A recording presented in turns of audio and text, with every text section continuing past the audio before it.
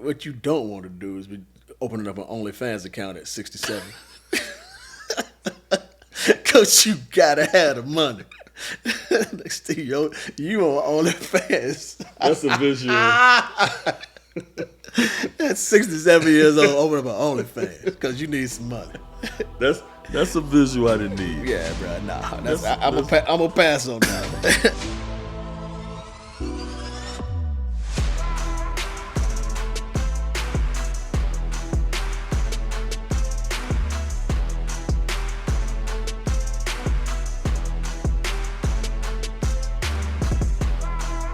Hey guys, welcome to the Soul of a Man podcast. I am your boy D.B, here with my wonder twin Chill.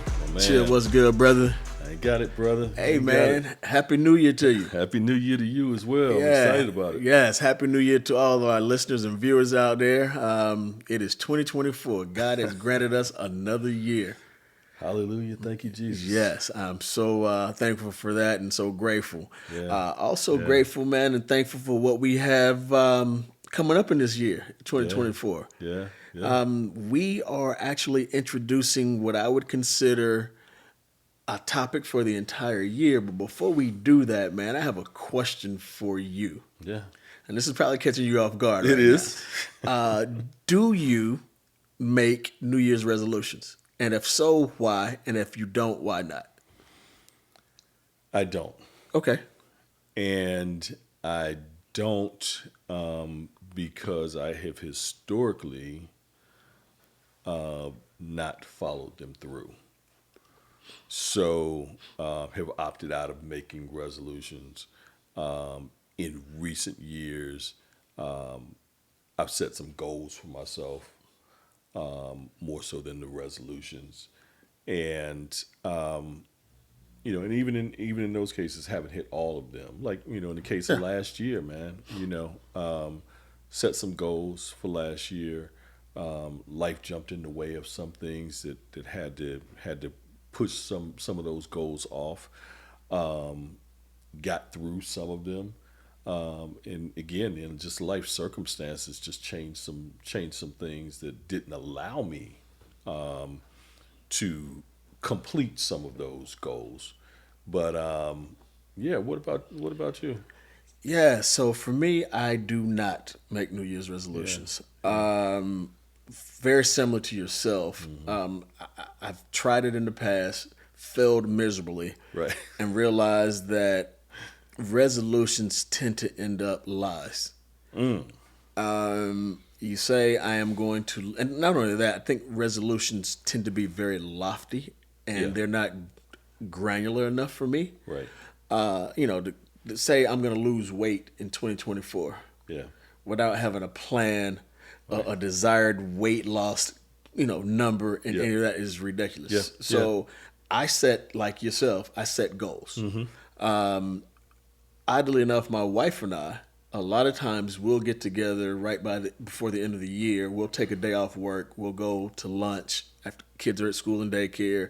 We'll go sit, bring laptops, bring pen and pad, and we have real tough conversations about our household as it relates to our new year and what our goals are. That's dope. Do we reach them all? No.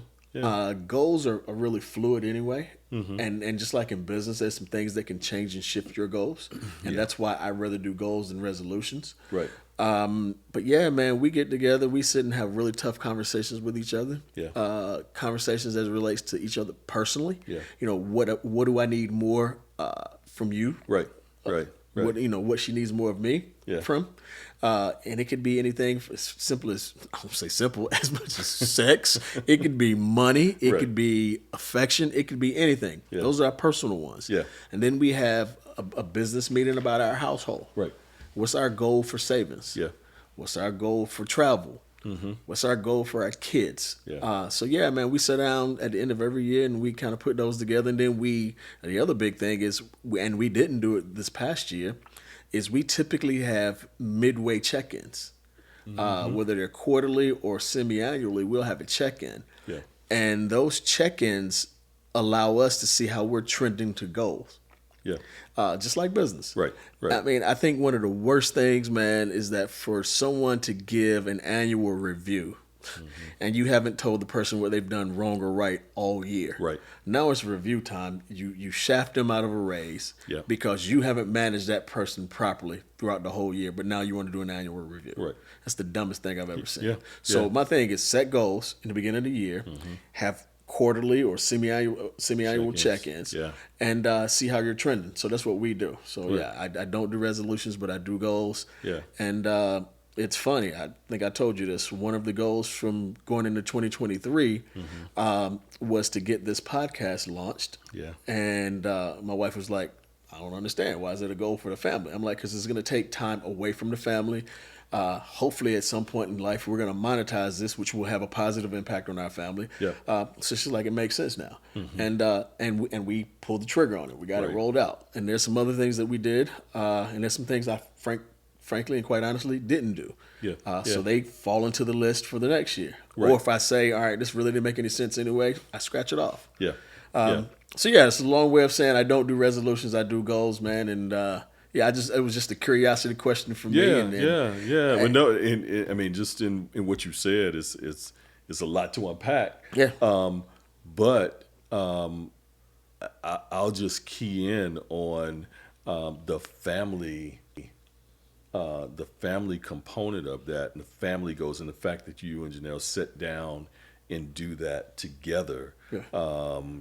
Take off and go somewhere to sit and really have a business meeting. Yep. To hash this out and lay this out, and then I guess the piece of it for me that is most encouraging is the fact that she recognized that this is impactful to the whole family, from the time perspective, from what hopefully becomes a venture that grows, Yep. community that grows, etc. And the fact that she gave you the runway to pursue it. Spouses of entrepreneurs are some special people. It's not for the weak at heart. It ain't for the weak at heart. There's some really, really, really special folks to get behind you and your dream, that they may be active in, they may not be directly active in, but influenced by it, impacted by it, not influenced, but impacted by it in some way. That takes a special person. And it's funny, man. And the reason why we do it outside of our home, because we are. There's nothing that's off the table, and we want total honesty and transparency in terms of where we are, because that's the only way you can grow. Right. And so there may be some things said that the other person might not like that could actually raise the temperature. Yeah. And so when we're out in a restaurant or whatever, we're going to keep the temperature fairly mellow. Right. Now we might not talk on the way home, because one of us or both are pissed. But at least we're not going to yell and fuss and curse and everything else at each other while we're in a public setting. And so by the time it's we're done and it's time to go home, typically there may be some hurt feelings, honestly, because and this is not about bashing the other person. It could be like, hey, Darren, you said you were going to do X, and you didn't do it. Tell me why you didn't get it done. Right. And I'm sitting there looking foolish, and now I'm in my feelings. Right. Because my wife has called me to the carpet, as she rightfully should. Yeah. And so, yeah, man, we jump in the car and head home, and we air it out a little bit, and then we're good. And next thing you know, we're checking off boxes in the new year. So that's kind of how we roll. Right. Which brings me to the point, man, I think for us, what are some of our goals and objectives for 2024 and beyond for the Soul of a Man? As a matter of fact, one of the questions from the wrap-up episode that we didn't get to, someone said, what's our 5-year plan for the Soul of a Man podcast? Yeah. Which I think is pretty interesting. Yeah, without question it is. It was a learning year. We're not quite at a calendar year yet, but we finished out last year with 17 episodes, doing something that we had never done before, learning, experiencing different things, encountering different guests, changing our perspectives on some odds and ends things. changing our way of thinking on some odds and ends things, and just shining some light on some things that that we weren't aware of ourselves. Yeah. So it was a good year, and what we had wanted to do from the beginning was to start to build a community. Yep. And that community was really focused at the start on black men, because we just didn't feel that there was enough exposure of really good brothers that exist in this world. And we happen to know some of them. Yep. And happen to be in the circle with plenty of them. And again, these are brothers who are doing great things that you will never see on the 6 o'clock news.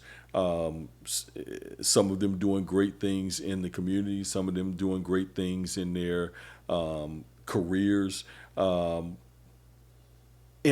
plenty of them that you will never, ever hear about, like your father and my father, who were doing great things with their family. Yeah. And these people exist. And the initial thought was to highlight, showcase these brothers who sometimes even in your own household you're not recognized maybe the way that we'd like to be thought of, as natural providers, natural protectors, natural givers, natural comforters, encouragers, friends, lovers, etc. There are times that you don't necessarily get that acknowledgement in the home, because that's just what's expected of dad. Yep. That's just what's expected of, in the case of black men, the husband. That's just what is expected. And again, don't always get that acknowledgement and recognition. And I encourage certainly my sisters out there. If you've got a king in your home, lift that man up. He trust me, he needs it. Trust me, he needs it. Just like anybody else would. As we progressed, we realized that we had to incorporate, that other foundation of the black community, our sisters, into this, because this thing doesn't work without them. Not at all. It doesn't. It just personal opinion. Take it how you want to take it. It doesn't work without them. Yeah, I can tell you this, man. I didn't mean to interrupt No. you, but I know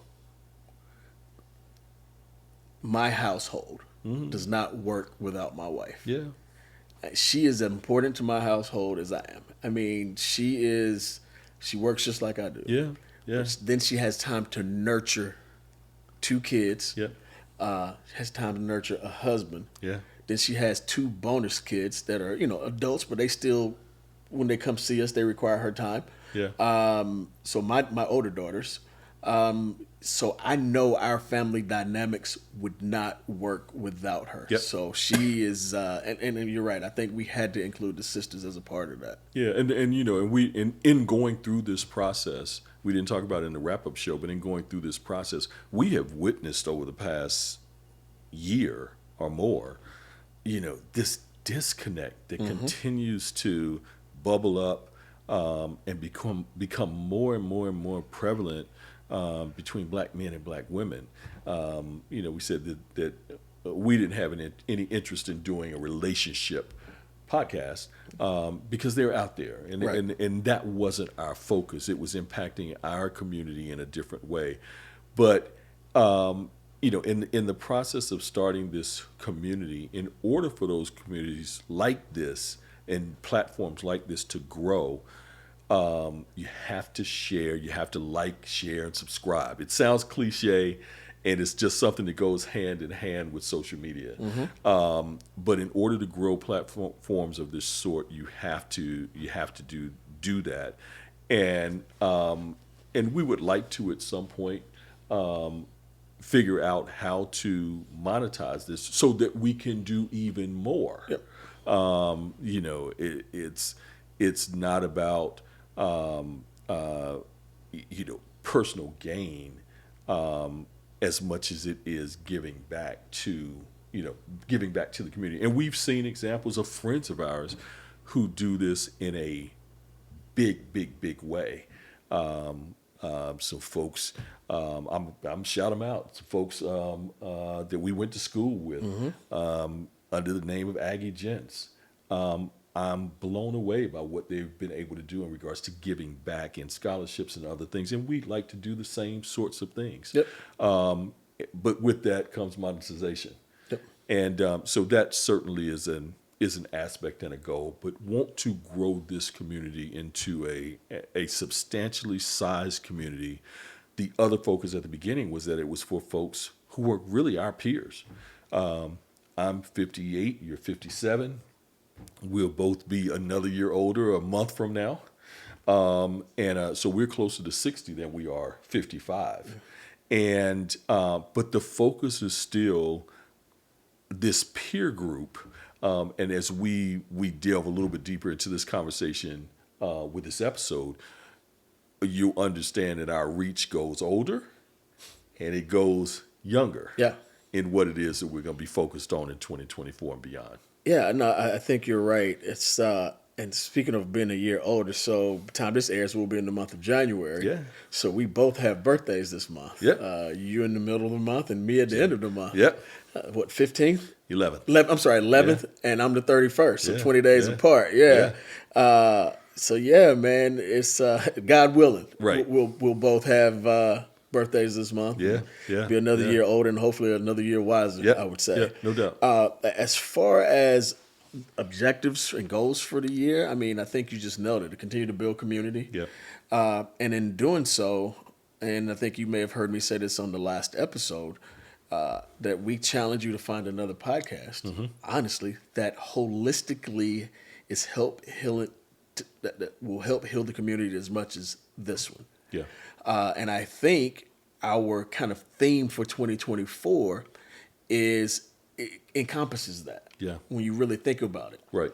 Again, I think I mentioned that we want to be interwoven in the absolute tapestry of our community, Yeah. meaning the African American community, Right. and any other community that we can reach. But this is what we're primarily focusing Right. our efforts on. So with that said, our theme for 2024 is second half living.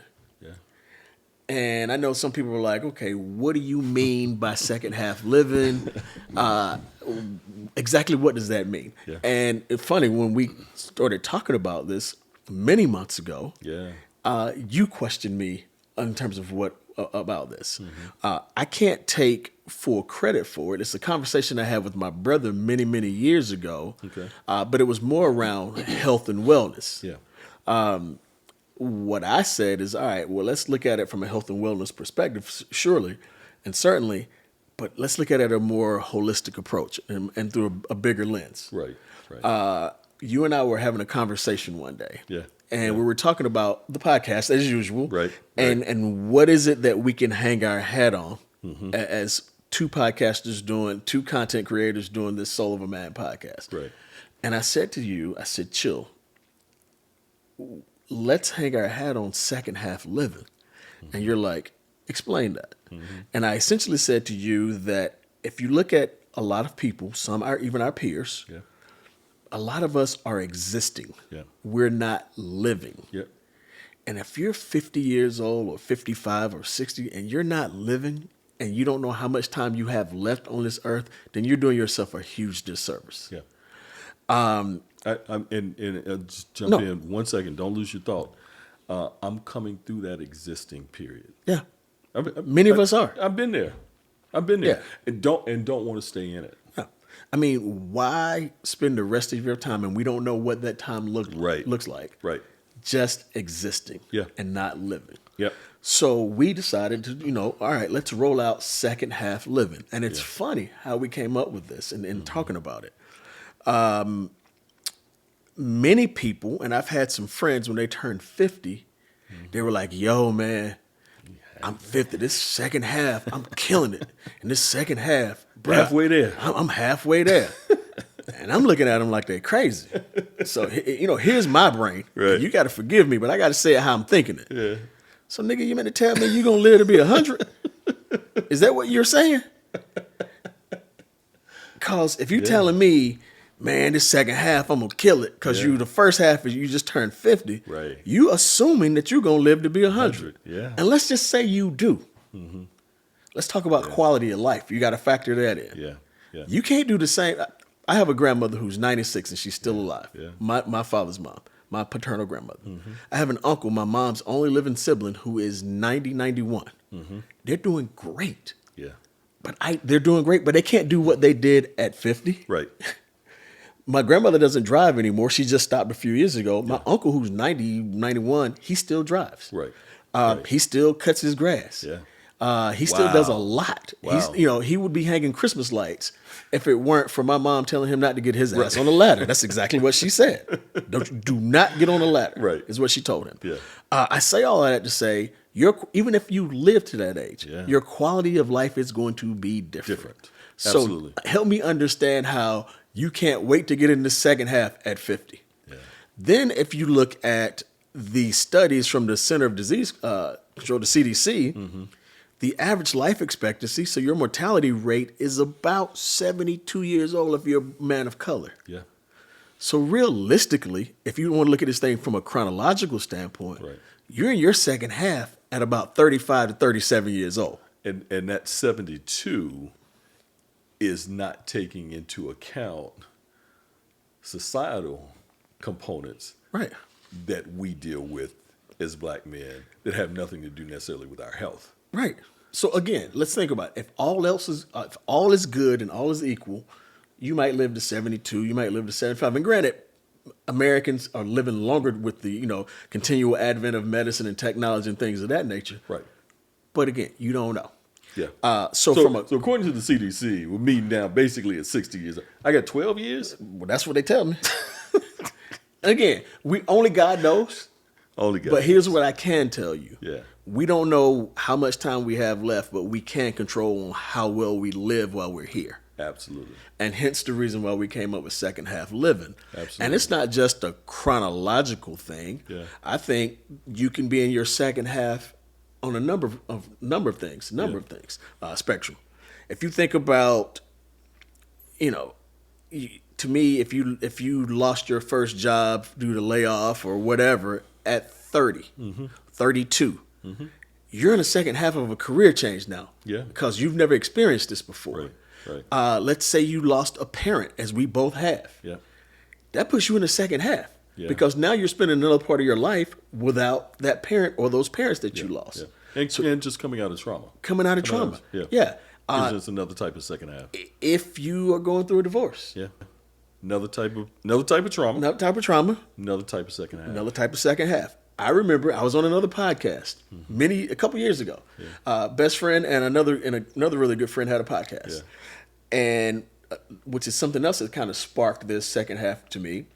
He said, man, growing up, it was great, us being friends, knowing each other, hanging out, going to college together, rooming together, the whole 9 yards. He's like, but to see you in this second act of fatherhood, for those of you who don't know, I have a 33-year-old, a 27-year-old, a 7-year-old, and a 3-year-old. Yeah. I have 2 babies essentially at home now. Yeah. At 57, I don't recommend it, by the way. I don't. But because I've done it, it's something I have to do. Right. It is way different in the second act of parenting than it was when I did it during my first act. The stuff my kids get away with today, because I just don't have the energy to deal with it. I lean on my wife a lot to deal with that stuff. Yeah. But again, this is my second half of a parenting thing. Yeah. So yeah, man, here we are, brother, and we're going to talk about the second half, how we got here. Why now, I guess, is what we decided to do this. I think we were having this conversation as to how to get to the foundation of what we wanted this podcast and our platform to be. And we knew kind of the demographic initially, African American men, black men, and in an age range from, in our minds initially, 50 to about 65. That's expanded.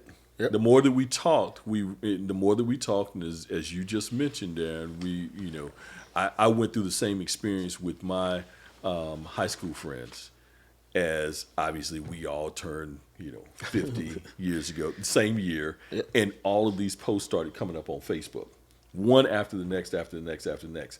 I'm halfway there. I'm halfway there. I'm halfway there, and it hit me the same way, and I'm like, okay, that's assuming you're going to live to be 100. No, actually, you were halfway there at about 35. Yeah. So that was kind of one of the first changes in our thought process in regards to this whole thing was, okay, this thing actually, people start this kind of second half of life. They're not thinking of it that way. And people that young, not making a blanketed statement, but making a blanketed statement. People that young think they're invincible. Gonna live forever. Gonna live forever.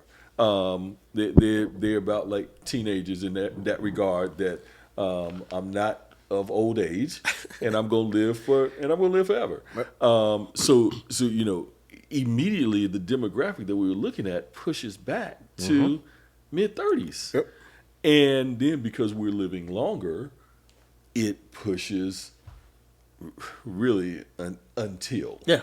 On the high end, it's just until. Yeah. The Lord decides something different. Exactly. So that was a change there. But again, as we were trying to really, really, really buckle and buckle down and push this thing down in a more narrow scope, Darren mentioned second half, and I remember pressing him hard. What does that mean? What does that mean to you? What does it? Explain it. I could hear his, a little bit of his frustration over the phone. Like, man, I done told you what it meant a few times, and but I kept pressing until he kind of came with this second half of living, and I remember saying, "That's it. That's it. You just hit it. That's it. That's what's going to be at the foundation of what we do moving forward, is impacting our community, specifically impacting our community such that we are living the fullest lives in this second half of our life. Living, not existing. Yep. In the second half, covering a plethora and variety of different topics and subject matter that we'll talk about in a bit, but truly living our lives and not just existing in our lives as we go through this stage of life. Yep. No. Yeah, and you're right, man. It's interesting. I think in talking to younger cats, my Charlotte crew, as I call them. Yeah. Who are in their 40s. Early 40s? Yeah, early 40s. Yeah.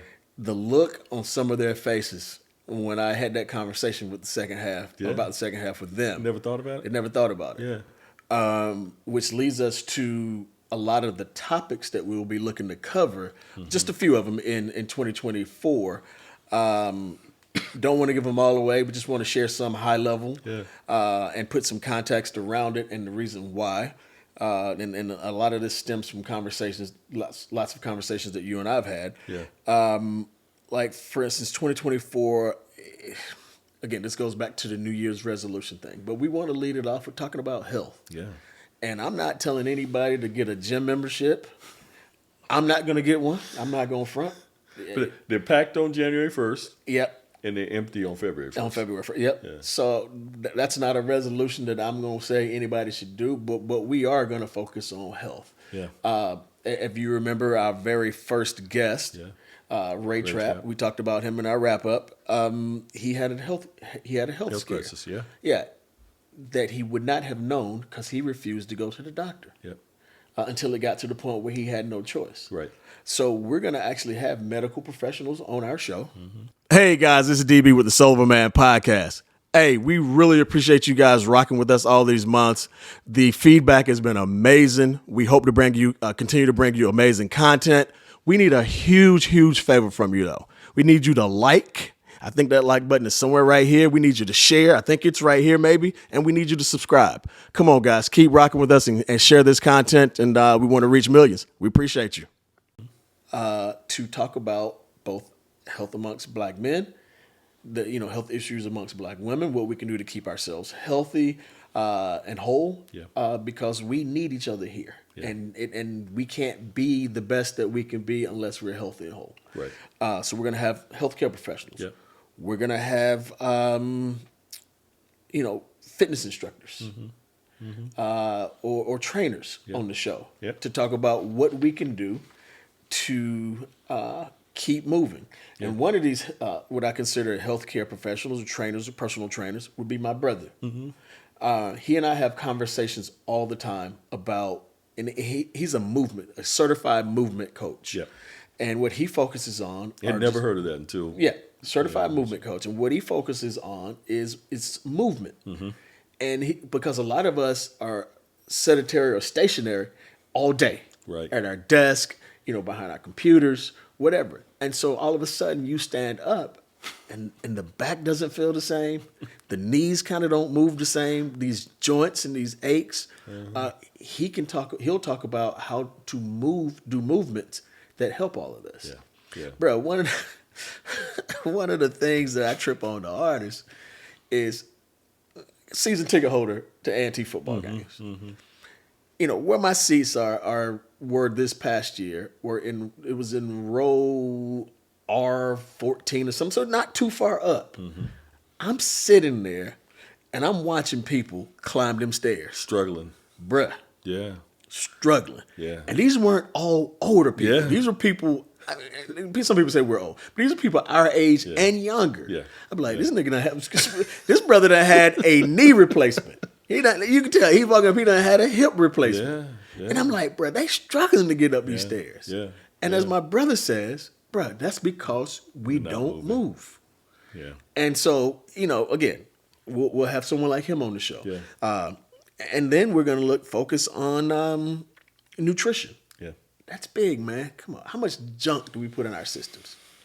A lot. Brother, I'm going to tell you something. The one thing I've noticed since we've been doing this podcast is black is my best color. And my favorite. Because I've seen myself in some other color shirts. And it was not appealing. Yeah. Yeah. I'm like, bruh, I need some black to hide this right here. So yeah.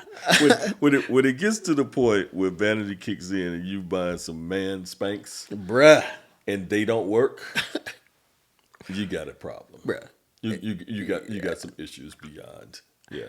So yeah, man. I definitely need to focus on my nutrition. Yeah. Yeah. Absolutely. Cookies, soda, pancakes. That ain't getting it done. Yeah. Well, you just mentioned sugar. Yeah. Yeah. Justin Timberlake had a song called "Bring Sexy Back." Yeah. I'm bringing sexy back. All right. I'm bringing sexy back in 2024. Right. The challenge is on. It's on and popping. So yeah, man, we're gonna have people talk about nutrition. God help me, because I'm gonna need every bit of it to leave these sweets alone. I am not lying. And then that's your physical health. Yeah. And bruh, none of this works unless you have good mental health. Right. Let's just call it what it is. Right. And I don't. And on that note, we have been through the equivalent of a, Steven Spielberg, Scorsese disaster, blockbuster with COVID-19. And I think it will be years before we really understand what the effects of that period in lockdown, Yeah. and all of it for over 2 years, what that did to all of our psyche Yeah. to some degree. I had kids in school age who, the impact on school age kids with heightened anxiety and all sorts of other issues. And we're still just some effects that that my kids dealt with, that we're still just discovering, now Yeah. some of those things. It's scary to think what the long-term impacts are going to be of that. So our mental wellness, we've got to be abreast of it. I mean, you think about it, brother. So we had COVID, George Floyd, election cycle, Election cycle. all at the same time. And here we are, 2024, gearing up for another Another one. election cycle. Yeah. And so now you have this 24-hour news cycle, Yeah. about, the economy, about inflation, to about, this candidate going after that candidate and this person going after that person. Yeah. And, you have, voter fraud, quote unquote voter fraud, and you have rezoning, and you have, man, you watch CNN or Fox or your ABC or CBS, NBC, whatever it is you watch. Yeah. Yeah. And that is just constantly in your face. I had to turn it off at a point. Ditto. I had to turn it off at a point. I was heavily caught up in the last two political cycles for reasons. Yeah. And even if it was in the background, it was on one of those news outlets. And if it wasn't the negativity in the campaign cycle and the election cycle, it was on a loop of negative stories of what was happening in the world. Not the somewhat dangerous to turn it off. And not be abreast, but you really have to give yourself those, give yourself that information in snippets, Yep. Small doses. in small doses, or you're just bombarded with negativity. Yeah, what we need to do, man, and I've never done this before, somebody even says something crazy, but there are people who do psychedelics, mushrooms, and they call it microdosing. We need to microdose our media. All of it. All of it. Yeah. Because if you don't, the impact that it will have on your mental health is just crazy. It's nuts. It's nuts, man. So I'm with you. Yeah, I'd share with you. We're in the midst of an exploding story in hip hop right now as we speak. And it's just bad. And I probably spend, more time, which is a lot of time, but more time on YouTube than I do on regular TV because it's just whatever. But the minute that the algorithm gets a hold of what it is that you're consuming, Yep. the thumbnails that show up on YouTube, they are everywhere with this same subject and topic. You can go down a rabbit hole with that foolishness that will have you so just ingrained in negativity that, you really, really have to be careful. Yeah. I have and I know we're on this topic of mental health, but here's my remedy to that. And because I found myself doing the same thing, but several years back, and this goes for almost everything in my life. I think we talked about it on the holiday episode with Crystal, how I can be kind of cavalier. I'm like, I can get you out of my life real quick. Yeah. Here's my philosophy when it comes to all of that. Yeah. If I don't wake up with you or you don't sign my check, I don't trip on it. Yeah. So this stuff you're talking about, I know it exists or it's out there for everybody, for public consumption. Right. I don't give it a lot of time because I don't wake up with it and it's not signing my check. Yeah. And even if you're signing my check, Yeah. Yeah. I can still give you very little. Yeah. Yeah. Again, waking up with me is the most Right, important one, right, and going right, to sleep right, with me. So right. yeah, so yeah, man, this whole mental health that Yeah. we've got to, we cannot be whole as a community. And I know it's been cliche and talked about over the last few years, therapy and mental health and all of that stuff is just something that seem to have come to the forefront Yeah. for African Americans. Yep. But I think we have to continue to have those conversations. No doubt. What we will do to continue to drive it on our end is continue to have people like our sister Crystal Yep. as a reoccurring guest on our show Yep. to talk about various aspects of mental health to Right. help push the needle forward. Yeah. And I suspect that we will have some additional people as well because Yep. she's well connected in this mental health community. Right. Right. So yeah, man, so that's kind of our health. And then there's one piece that I just, for me personally, from a health perspective, that I can't do without, and that's my spiritual health. And that, to me, that wraps it up and encompasses everything Yeah. as it relates to health. Yeah. You know, I can't talk about I can't argue about anybody or with anybody about their beliefs. Yeah. I just know what my beliefs are and what my belief system is and what I try to drive in my household. Yeah. As for me and mine, Is for me and my household. Yeah. But even on that front, affected by COVID-19, we were in lockdown. We stayed at home as opposed. And many of us who had gone to church our whole lives, we stayed at home. We got church at what do they call it, bedside Baptist. Yeah. and some folks never got back. Right. But so much a part of the teaching in the word is gathering in worship. For other reasons, I haven't gotten back to the degree that I need to get back. I feel that piece is missing with myself personally because of, and this may be, a new and not so new term, but cliche, some church hurt. And there's some people who are suffering in that regard. And one of the things we hope to do is bring in some members of the clergy to talk about that. No, absolutely. Yeah. I think the other thing that is interesting when you look at how church has, some people will say evolved, Yeah. some people will say it hasn't, Yeah. some people will say regressed. Yeah. Call it whatever you want to. I'll leave my feelings out of it right now. But even tradition. Let's look at tradition in the church. You know, your pastor traditionally wore a robe or a suit or whatever. Now, in a lot of these churches, pastors look like rap artists. Yeah.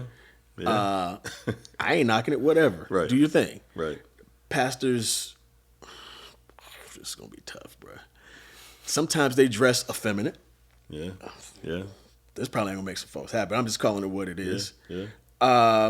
You know, and again, this doesn't make you less or more of a Christian. I'm not saying that. I'm just saying what the optics look like. Yeah. To some people. Yeah. I ain't saying me. Right. I'm saying the optics to some people. Right. So they're like, I can't get with this new wave, especially the baby boomers Yeah. and probably some of us Gen Xers. Yeah. I'm cool with whatever. I mean, I understand what you have to do to get a younger crowd. Right. Because you want to save all the souls, not just the old souls and whatever. But there's some things to be said about all of that. Yeah. And I think we'll have some clergy on the show, and we'll ask that and come to find out or try to find out what their takes are on it. Yeah. Probably not a right or wrong answer. It's all subjective. Right. Right. But it does all have an impact on people's spiritual health, Yeah, it does. whether they go to church, whether they believe, all of that. Yep. So, again, that's kind of health in a nutshell as it relates to what we'll be talking about in 2024. Right. I think another big thing, man, that we'll talk about this year is finances, wealth. Yeah. And you can't have health, you can't have wealth unless you have health. Yeah. So let's talk about how healthy our finances are. Yeah. Yeah. Man, we've had this conversation ad nauseum Yeah. about planning, estate planning. Yeah. And I'm like, bruh, That was, I told you, I wrote down my goals. Yep. Yep. And I have some property. My brother and I share some property, a few acres. Yeah. We need, both he and I, and God willing, he's going to give us the time to get this done. Yeah. My plan was to have it done. My goal was to have it done in 23. Yeah. I have to do a trust. Yeah. I have a relatively substantial insurance policy. I need to get that into a trust. Because my wife and I'm like, suppose we're together and something happens to the two of us Yeah. at the same time. Yep. We have two kids that are under 18. Yep. Now, my older two daughters are going to get what they're going to get, and they can manage it, and I can leave my oldest daughter as the primary executive of all of this, and she can take care of my youngest ones, and I know she would. Yeah. But I also don't want things to get tied up in probate Yep. and all of that other stuff, so my babies, all four of them, Right. can get what they need to get Yeah. to survive. Yeah. So I have to get a trust done. Yeah. We talked about this, man. I need it done like yesterday. Yeah, I'm same boat. My mother was a smart, meticulous lady, and she was diagnosed with pancreatic cancer, and her window of time, if every miracle occurred that could occur for life, was literally from diagnosis was 5 years if it was perfect. And she lived about 5.5 years, Well, literally. And I have no doubt that the birth of my youngest son kept her going. His grandkids kept her going. But in that window of time, when she got the diagnosis, she started building a document for my brother and I to have at the time of her passing that literally laid out everything for us to do. It was all there. I mean, it was all there, down to what to bury her in, down to her writing her own obituary, down to the picture to use. It was that meticulous. A directory of everyone that needed to be contacted on the business side of handling her estate. We get to the lawyer's office, and dude is like, I've been in law my whole career. I've never seen a document like this that anybody's put together. We get to the funeral home. Funeral director says, I've done this my whole life. I have never seen anything this meticulous in my life. And we knew she had done it. She had done the damn thing. She had done it. And her focus behind that was, it's a stressful time already. I am not going to add to the stress by things not being in order. And, it was in order. And I have been saying for, since the birth of my children, I want to create a document just like that, so that as our lives go on and as things occur, in my passing, I want them to have things in totally and completely in order as to what needs to be taken care of. It was one thing with the spouse. It's a whole nother urgency now without a spouse. And because it's no longer her responsibility for me. My kids are, 18 and 14. So even at that age, the 18-year-olds wouldn't know where to begin. not a clue. We talked a couple of days ago. The average person now probably has 15 and 20 passwords for accounts and things to get into. I had to write mine down. and now, through iCloud and some other things, there's some ways for them to be captured and kept safely.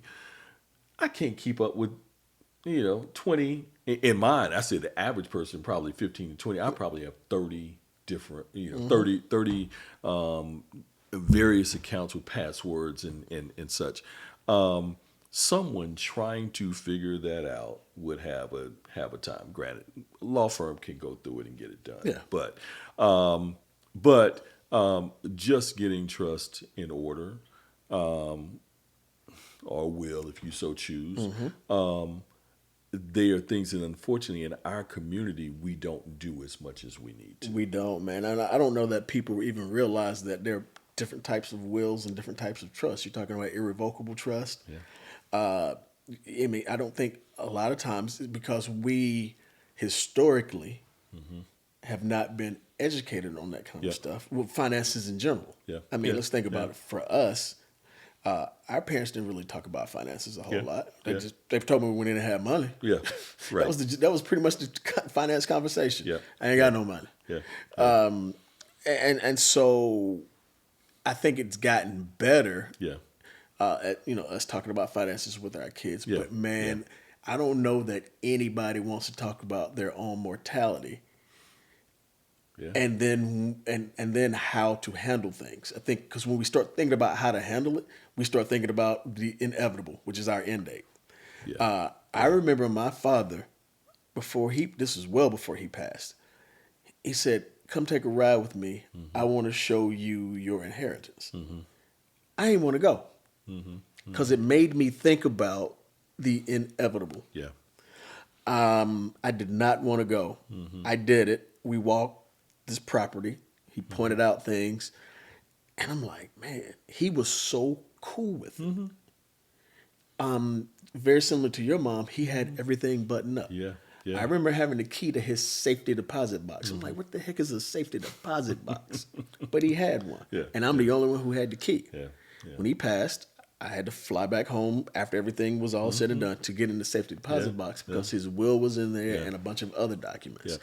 And he had a legal pad, yellow legal pad.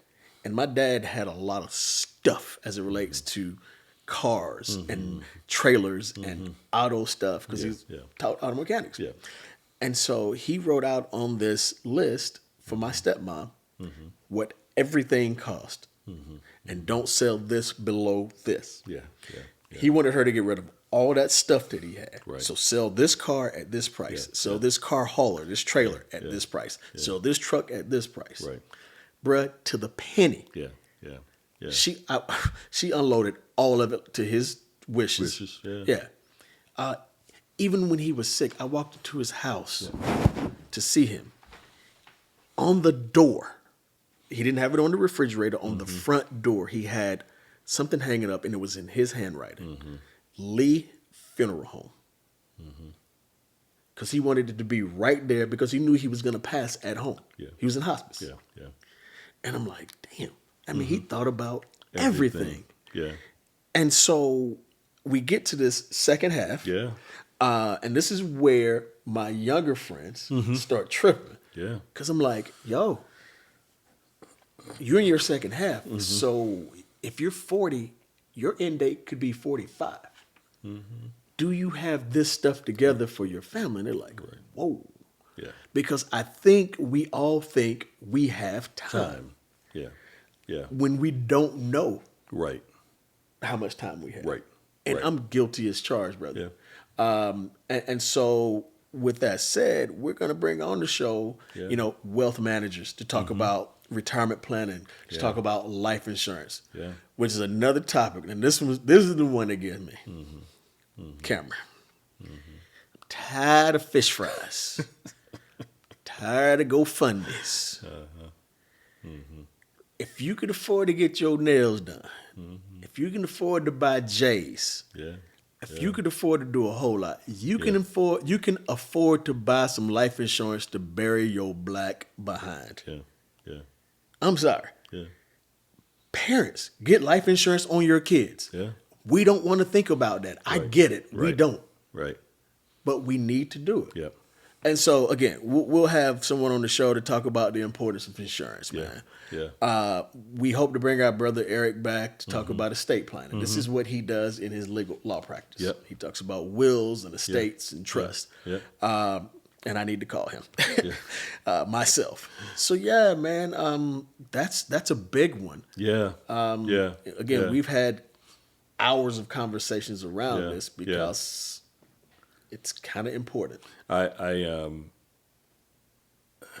years ago, I would get a paper statement from Social Security with the estimate of what it would be at retirement. And all of a sudden, I stopped getting these statements and didn't realize that they had taken everything really paperless. Mm-hmm.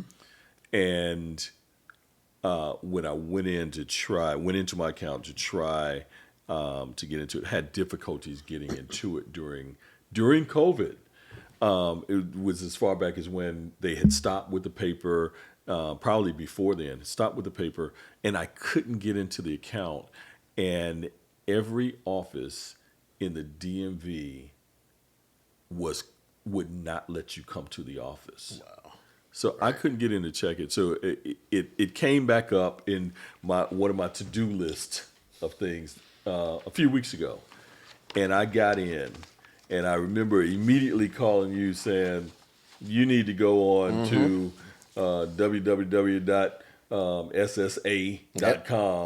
and just see what this estimated Social Security payout is going to be. Because the other part of that with second half, with the second half as well, is in many cases folks haven't given that any consideration, and I promise you the number is not as large as you may be thinking if you thought about it at all. Right. I can't live off of what Social Security would pay out, which means that there's and fortunately have done some things right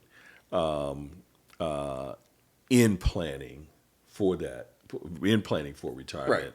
Right. Have done some things right. If I were going to live off of Social Security solely, I could not do so. Right. And you wonder how people get to a point where they're choosing between rent and medication. And you see those numbers, you're like, wait a minute, I worked my whole life and this is the monthly. This is what I get. This is the monthly estimate. What are you doing?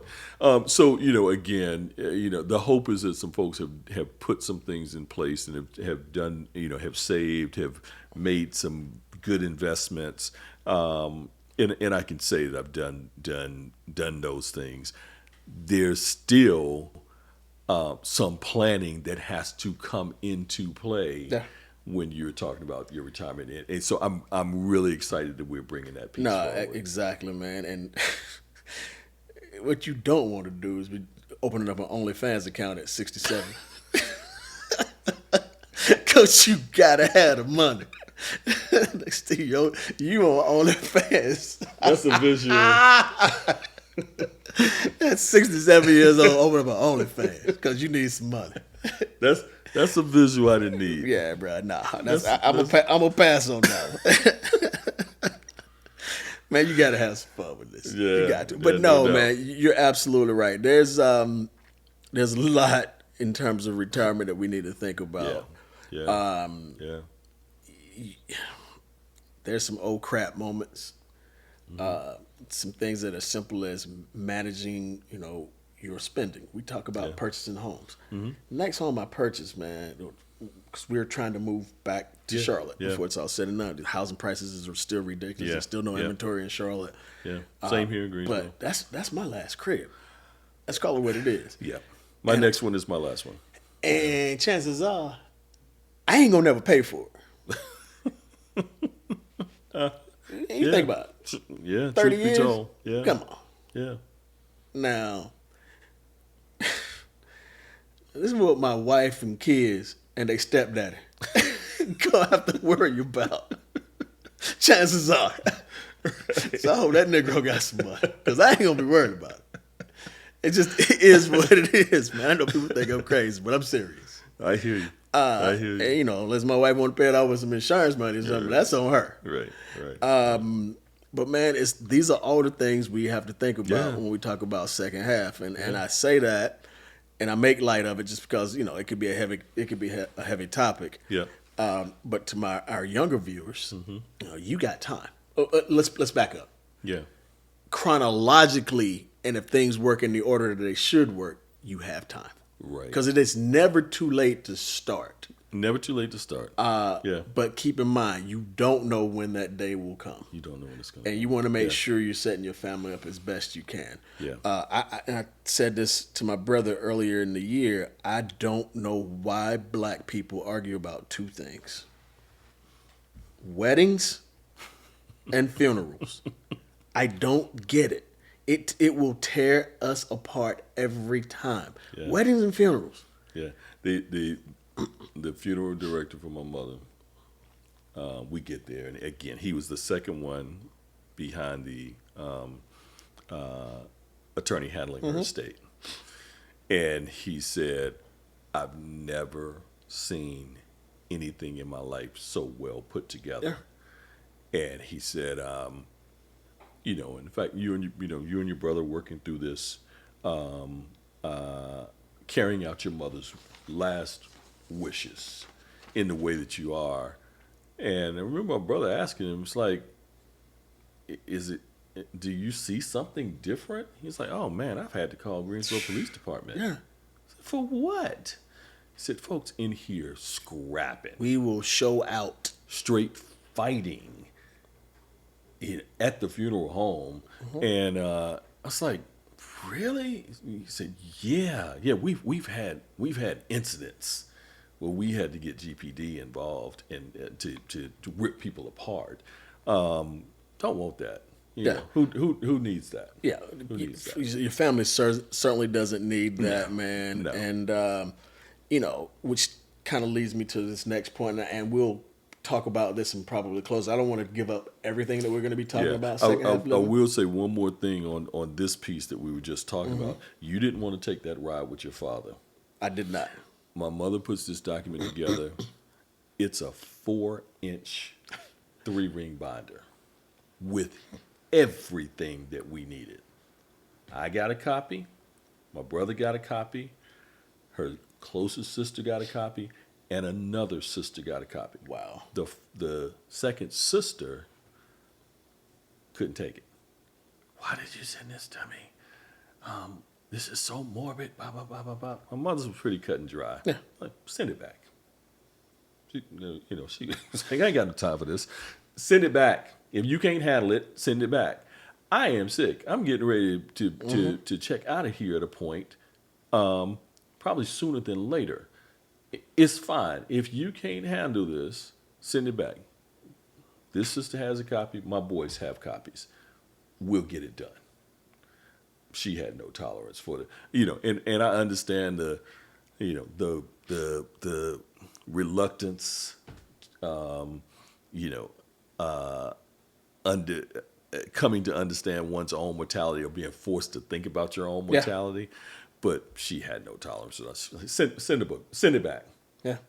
I'll give it to somebody who can take it. There you go, brother. But it's something you have to consider. Yeah. No, it's something you have to consider. It's something big you have to consider. Something big you have to consider. Again, my urgency in some things, I've got some things in place. I don't have everything in place that I need in place. Right. And part of the reason why I didn't have everything in place that I need in place is because I was married. And like, okay, I still have, my spouse here to handle these things. Now it's not a spouse. It is literally my children and the attorney. Dude, I'm married. Yeah. I don't want to burden my wife with this. Yeah. I mean, because if something happened to me, I'm assuming she would have hard enough time mentally than having to go out and clean up mess that I left behind. Right. Because, my two younger kids can't do anything. Right. Assuming that I'm not here when they're still of a decent age or whatever. Yeah. I don't know. God willing, they're going to be about 25, 30 when I'm checking out this piece still. But who knows? Uh, but who knows? Right. But so it's on her. Yeah. So I don't want to burden her. Yeah. But man, yeah. And I think this kind of leads me to the last point. Again, we got a lot of stuff we want to cover second half Yep. in 2024. But like legacy. Yeah.